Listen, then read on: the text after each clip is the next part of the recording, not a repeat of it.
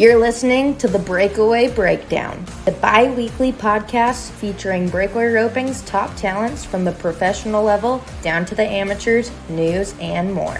We're going to be covering the fastest sport on dirt. I'm your host, Kaitlin Gustave.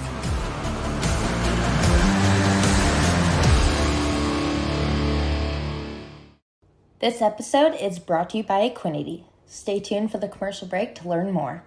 Welcome, all breakaway ropers, even if you're not a breakaway roper. Welcome to the Breakaway Breakdown podcast. I am your host, Kaitlin Gustave, and today I am introducing you guys, and we are listening to an episode with Bailey Gubert. The first off reason we called Bailey was because she won the Sandhills Stock Show and Rodeo breakaway roping in Odessa, Texas. She was 1.8 seconds, and that paid $5,170. Man, she shot it out there in Odessa. So Bailey's on the podcast. We're talking about Odessa, and we're talking about what she's working on within her roping, which she accomplished in Odessa. She's currently 19 years old. She's going to college. She's a freshman in college, and she works day in and day out on her breakaway roping. And when she's not breakaway roping, she's probably in school or she's working on her team roping. She is a team roper as well. So she's a fourth generation breakaway roper, and you're going to get to learn all about her coming right up on this episode. So enjoy. Hey Bailey, welcome to the Breakaway Roping podcast, the Breakaway Breakdown. I am so excited you're joining me today. Thank you for having me. Yeah, thanks. Well, Bailey, let's start off this podcast. Just kind of tell me a little bit about yourself, how old you are, where you're from, a little bit of background details. I'm 19 years old. I'm a freshman in college. I'm a fourth generation breakaway roper. And, I go to Wharton County Junior College. That's where I go. I'm about 20 minutes from there. Okay. Gotcha. Yes. Gotcha. Now, you say you're a fourth generation breakaway roper. Yes. That is awesome. Kind of elaborate on that, who were the breakaway ropers that you followed in your family? Okay, so the one that I know personally is my grandma. Mm-hmm. She is a 4-time national college champion, all-around champion. Okay. Yes, and then my mom also breakawayed, but not as serious. Uh-huh. And then there's me, but I didn't know my great-great-grandma, but she breakawayed. But my grandma, she is the college champion, and she did all the events. And, I feel like I have worked kind of like how she is, more serious about it. Uh-huh. And going for what she's really going for, which was a gold buckle. So, man, and how, knowing that your grandma was a very active breakaway roper, breakaway roping has definitely evolved since I'm sure she was college rodeoing and winning those titles. For sure. What are the conversations like with your mom and your grandma about breakaway roping and the changes?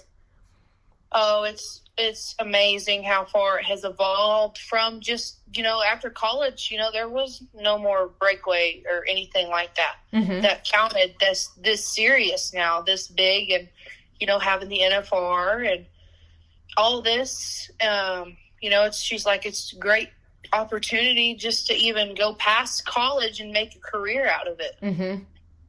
And that it's amazing to even, get to see me have this kind of opportunity as a young teenager going and having this chance and right out of high school and going to basically follow my dreams. Uh-huh.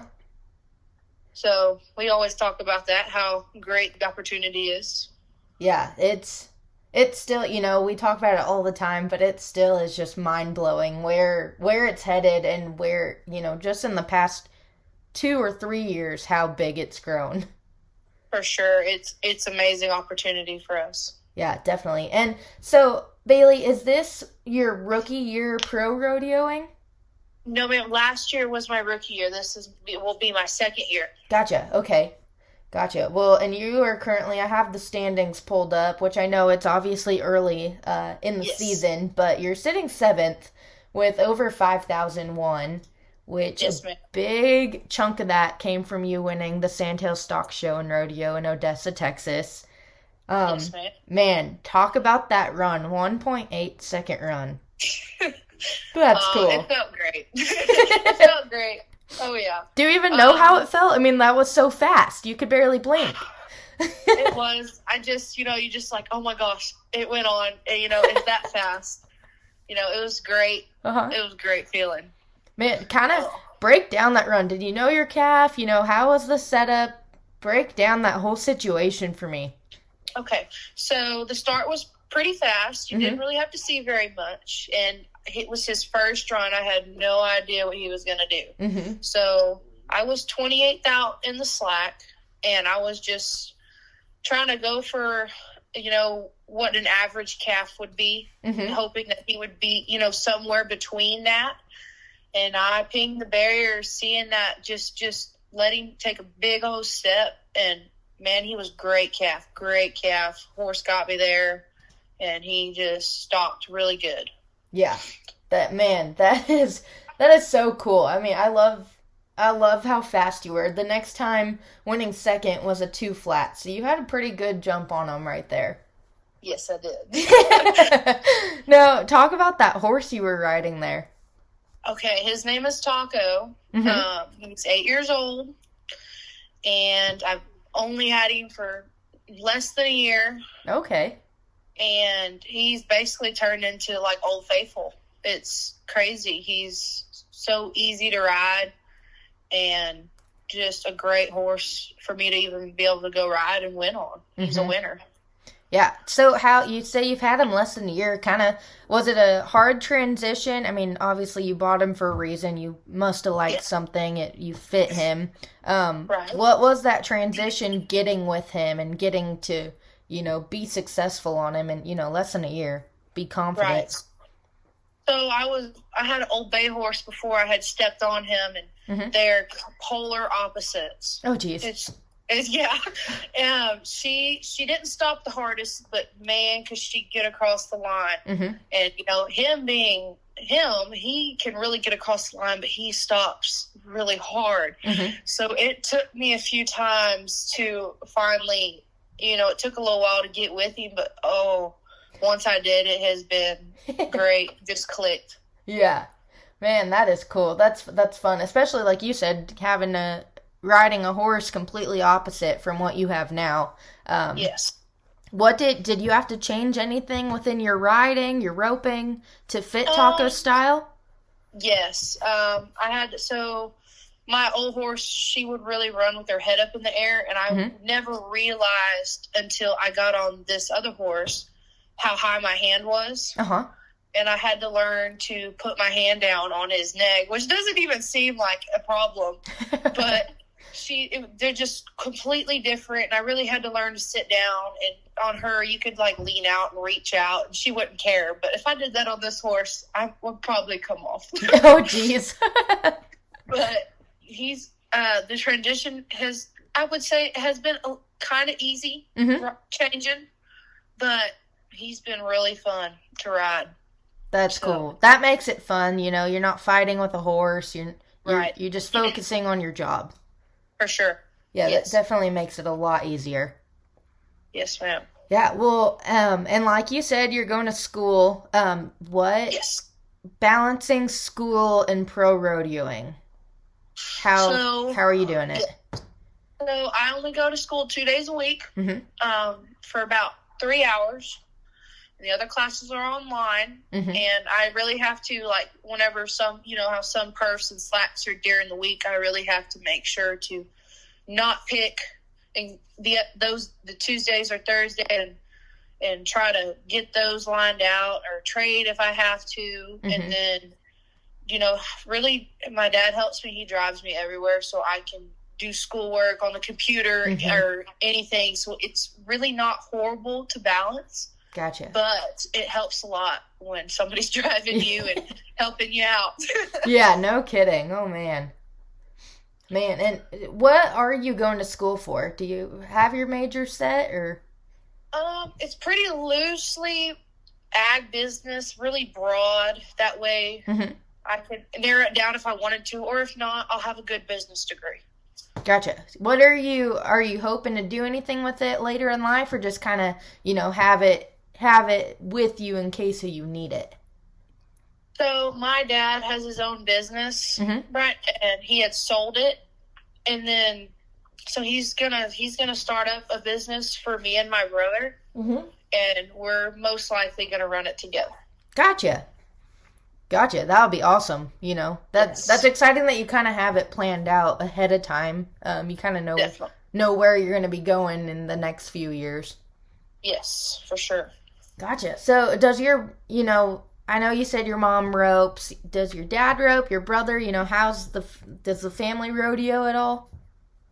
So I'm the only one rodeoing right now. My dad, he did everything. He headed, he steer dogged, and he calf roped. And he was really, really good, but he decided that he would rather go to college and get a good degree and start making his own money versus rodeoing. Yeah. That was a smarter choice. So he quit rodeoing, but he helps me with the dummy and everything. And then my brother, he likes to weld and do stuff like that. And every so often he'll get on a horse, but that's not his thing. Gotcha. I mean, shoot, it's hard. That's what I always laugh. My sister and I, we're, obviously born and raised the same, but we're complete opposites. She doesn't ride or anything, and I'm all about the roping and riding. Oh yeah, it's same here. Same here. No, it's funny. I love the diversity that families have. Yes. Man, okay, well, growing up, who did you kind of look up to, or who do you look up to now as a breakaway roper? For me, because I team roped and breakaway, Larry Gonzalez has helped me bring my roping to where it is now. Heck, I mean, I go over to his house, I'll stay at his house for weeks, and he just laughs. But I met him when I was, 13, so it's been 6 years. 6 years, yeah. So he came to my house, and some friends of ours was like, here, let's do a clinic, see if it can help y'all's team roping and breakaway, and see if it will help you at all. And so there's, I don't know, maybe about 6 of us. We were little punks. And man, we were all there working, doing, and I tell you what, by the end of the day, everybody else had quit, and it was just me and him. He just kept asking me, are you done? I'm like, no, I want to keep roping. And he's like, okay. So fast forward now, I mean, it's me and him all day, roping, riding, training, doing, and I look up to him so much. He's so talented, a great person to be around. Yeah, that's awesome. That definitely makes it a lot better too. Trying to learn and get that step up within your roping. That's cool. Yes. That is cool. Now you said you team rope. Are you heading or heeling? What's your go-to? So I head more than I heel, but I'm starting to heel. But I've definitely head a lot more than I heel. Gotcha. Yes, ma'am. Now, the swings. Do you ever get your swings mixed up with the breakaway roping? How do you fix your swing or know that muscle memory, I guess? It really is the muscle memory, because I rope the dummy so much that it almost comes naturally because you practice it so much that, when that steer's over there, I go and I'm like looking where I need to be and have my angles right. And then the breakaway, you come over here, you're like, okay, these are my angles for this, and you can't change it or it's not going to work. So I really have to be on my dummies and be prepared for whatever I'm going to do. Gotcha. Now, what does a daily or a weekly practice look like for you? Okay, so Mondays start. I'll go to Larry's. I'll rope all day. Team rope, breakaway, heel, a little bit tie down. Gotcha. And then Tuesdays, school, all homework, all school, and then I'll rope here at my house. Mm-hmm. And then Wednesdays, I'll, again, go to Larry's and do the same thing, rope all day. And then Thursdays, I have school. And same thing, I'll do homework and rope the dummies. If there's a jackpot to go to, I'll do that. Mm-hmm. And then the weekends, normally there's, again, a pro rodeo or a jackpot or anything like that. And Mm-hmm. I'll go and work horses and go try to better myself for the big rodeos and keep my horses tuned. Yeah, so pretty much every day you're roping. Oh, yeah, every day. Good. I like that. I mean, what's that saying, someone else is out there doing it or getting better, Yes. You better be working at it every day. Yes. And you mentioned tie down. Are you going for the WPRA all around? Are you going to enter? I might. I'm thinking about it. And yeah. Both my horses are tie-down horses. Taco is an amazing tie-down horse. And he'd probably be great if I'm starting to tie the dummy and starting to slowly, try to figure it out. Mm-hmm. I told myself every year we go to the WPRA finals, I'm like, I need to do this. Yeah. I need to do this. I know I can flank a calf and step off a horse. I've done the ribbons. I've done it. And I was like, you know what? I'm going to really start practicing this, start tying, and see if I feel like I can really do this. So, I think I might. Yeah, that would be so it's a cool. Good chance. That's going to be so cool if you do. Because there's only a handful of the girls that do it anymore, too. That's what I thought. I was like, hey, if I can be fast on the ground, mm-hmm. rope like I do in the breakaway, there's no reason I shouldn't do it. Yeah, no, it's fun. I know I tried it out for a little bit, but my ankles are so bad they give out on me. I've injured them a few times from spraining them, so it's not really in the cards for me, but it is so much fun. Shoot, some of the girls are so much better than the guys. I hate saying that. I know it. Oh, yes. We should get some matches going on. For sure. Equinety Horse XL and Equinety Ultimate OEC helps keep horses' bodies in the best shape possible when competing and going down the road. The amino acids in Equinety products help horses both at home and on the road. Horses recover faster and overall have healthier coat and hoof quality. Equinety products are a go-to for a solid supplement foundation for all horses at any stage of life, no matter what their job is. Equinety Horse XL is made up of 100% pure amino acids specifically formulated to give the body what it needs in order to promote repair at the cellular level. The Equinety Ultimate OEC is a flaxseed-based omega-3 with natural vitamin E and colloidal silver all in one, which makes for a very powerful antioxidant, helps neutralize free radicals, and helps to reduce inflammation. For more information, please visit www.teamequinety.com. That is www.teamequinety.com. So the pros. Now, who do you look up to? I mean, you're reaching, you're doing great. That I always think the JJ. JJ's the 1-9er. She's always fast. Who are the pros that you're looking up to?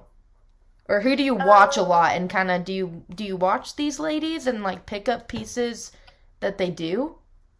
Yes, I'll take and watch and I'll be like, that looks right. I mean, why, sometimes you're like, why am I not doing that? Mm-hmm, yeah. Why am I, you're like, what is wrong with me? That's what you're supposed to be doing. But I look up to, again, like you said, JJ, yes. I mean, she reaches, if you're not first, you're last almost, basically. She's going for first every time, and I've heard her say it. She's like, I'm going, I don't care, I'm going to try to win it every time. Yeah. And I said, I believe, I mean, if you're not doing that, what are you roping for? Mm-hmm. And I mean, I really like Jackie. Her loop's almost perfect every time. You know, you can always hear that zip and that crisp. You know, it's her pulling that slack. And I really look up to those two ladies because one is super, super fast, like all the time. And the other one is always looking at, like, perfection with her loop and perfection scoring. So I look up to Jackie and JJ with those two different things. Gotcha. Yeah, no, they definitely, it's funny too, you know, everyone has different styles. Yes. So it is nice that you can pick apart people's ropings and pick out what they do differently and kind of try to see if you can match it. Right, for sure. Yeah. Now, how do you feel, you know, there's so many elite young ropers coming in, you know, like you yourself, and then there's, you know, that top name, Madison Uthier, you know, there's the Aspen Millers. All these young girls are coming into the scene, too. Did you compete against them? You know, how is that elite level of, you know, the teenagers on up? Because you have, you know, the veterans that have been doing this forever. Oh, yeah. And now you have the young group coming in, and you are young. You're in that group. You know, how is it in that set? Oh, man, I've been competing against them since we were, like, I don't know, like not even junior high. I've been competing against them. Yeah. And it's great to see the industry just blooming and having great ropers come up. And, you know the sport's not going to die because there are so many young girls being inspired and starting to pick up more ropes than run around cans, which is great. I feel like it's a great opportunity for these girls to have this kind of opportunity to even just rope calves in a same setting as just like the other events and have an equal payout at some. It's a great opportunity. Yeah. Now, I know we've been talking a lot about practicing and, you know, being able to learn from people. This podcast is called The Breakdown, the Breakaway Breakdown. And I love asking everyone who's been on the podcast, what is something within your roping or your mental game, box work, like whatever it is, what are you breaking down right now? Like, what are you working on? I am specifically working on my reaching more than ever. And I know I have it, but I just have never consistently reached. It's just been like sometimes it's a Hail Mary, you know. But I know I have the range. I just have to put it to use and learn how to make that be a consistent shot with my range. And I feel like I'm starting to get it down. Odessa was good. It was great. And I'm just trying to really replicate that run anywhere I go and try to make it even faster. Gotcha. Now, what do you do, like, in the practice pen to find that confidence and find that range? So, I don't always ride my good horses. And I will sometimes ride basically something that really don't know what's going on, and I'll really make sure, like, I'm telling my horse exactly what I want, because if you ride something that doesn't know what it's doing, then you have to make sure you know where you want to be, in what spot, what do you want to see coming out of the box. It's just really, I think it's great riding young horses that don't necessarily know what's going on yet, that so you can put them how you want them, and that really helps you ride your good horse. And if you want to reach on some, that's great. You know, really keep them up underneath you. Don't let them shut you out. I feel like it's great to ride horses that don't necessarily have their job as a breakaway horse. I think it's great for horses to do everything and for them to do multiple events to keep their mind always wanting to try to figure out what you're asking from them. Yeah, definitely. Oh, yeah. Obviously, like we said, you accomplished that. You did that at Odessa. And I hope for you, too, you know, you're working on it. You can keep it up. That's definitely a challenge. Yes. And, you know, and that's what one thing, it doesn't just depend on your roping ability. You know, it's luck of the draw. Yes. The score, you know, all the little bits and pieces that make a run. Right. And your horse. I mean, you ain't riding a good horse, it probably won't work out at this level. Yeah. And, you know, speaking of this level, last year, what was your favorite rodeo you went to? My favorite rodeo was probably Pendleton because I don't know what it is, but I really can judge because we went to a rodeo in Prineville that was just like Pendleton earlier in the year. Okay. So I did really good there as well as scoring. I really liked that setup because it felt really cool to be able to judge a calf, however 12, 13 foot away from you. So you could get out, and it was really fun. And I rode Taco there as well, and he performs great underneath, whether it be Pendleton or, Odessa, like really fast versus not. And, speaking of that, those are two completely different setups. You have your long scores and your short scores. What's your favorite?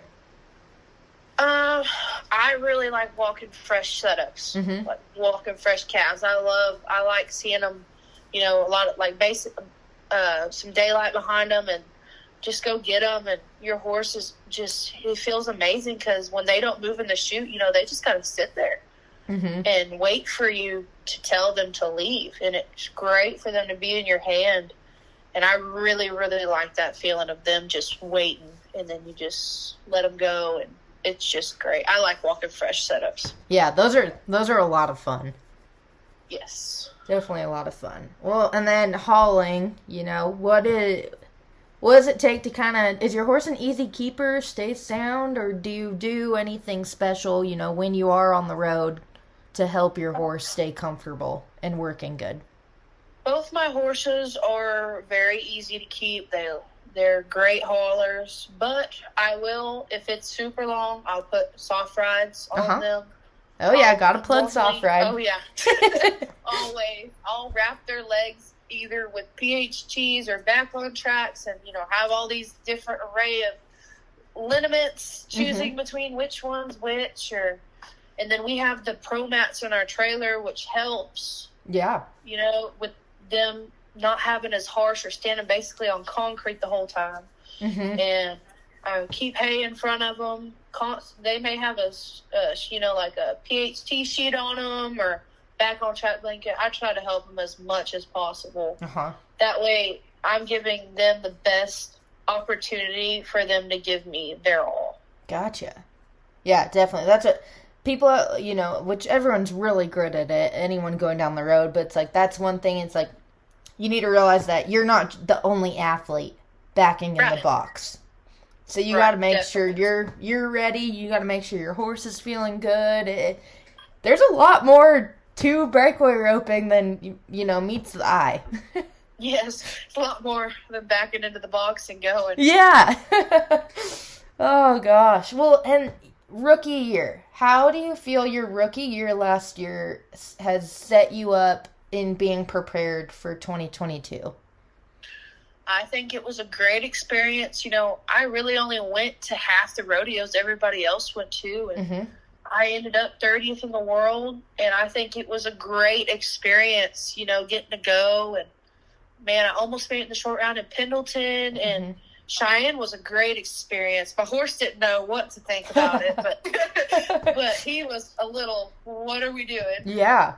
But it's great because, when you go back next year to all these rodeos, you're like, okay, I know what this is. I know how to prepare my horse. I know how to prepare myself. And use whatever rope. And you're a lot more prepared than just going, we're going to here. I hope this is, how it goes. You're like, I already know what's going to happen. The calves, you never know with those yet. But most of the time, they're good. And you know how to prepare your horses and prepare yourself a lot better. Yeah, definitely. Now, what are you looking forward to most this year? As in where I'm going, or?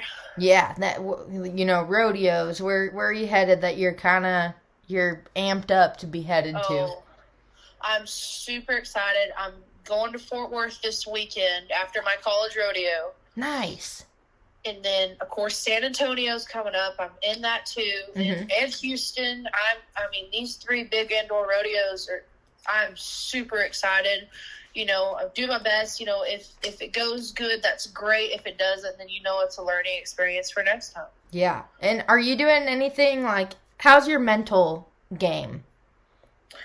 I feel like it's doing great.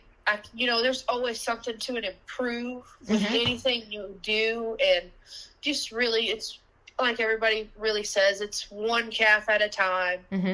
Just go back to your basics. Do what you know how to do. Don't change anything. Ride your horse and see what you got to see.